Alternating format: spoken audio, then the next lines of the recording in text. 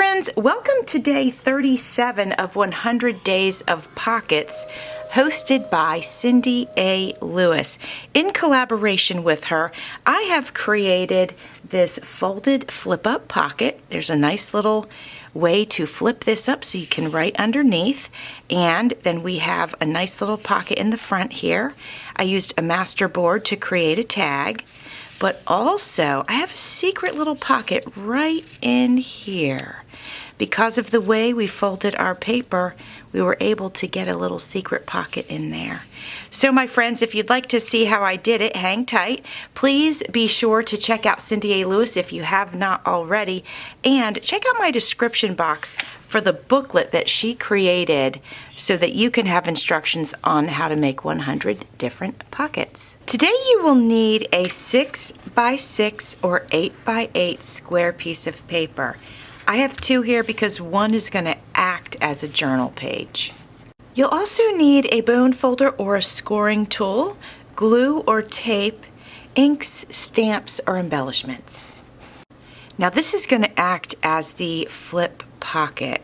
So the first thing I'm going to do is fold this horizontally in half. Next, you're going to fold up at 2 inches. So right here is 2 inches. I've got it on my board so I can measure that out very easily. These mats are great for that kind of stuff. And we're going to fold that up. Grab your glue, and we're going to put a strip of glue on each edge. Fold that up to create the pocket. And my friends, I attached the pocket to the journal page with some washi tape so that it flips up like this. So you could add a picture under here, you could do some writing, whatever you'd like, but it does flip. And then we actually have several pockets here. We have one here and we have one here.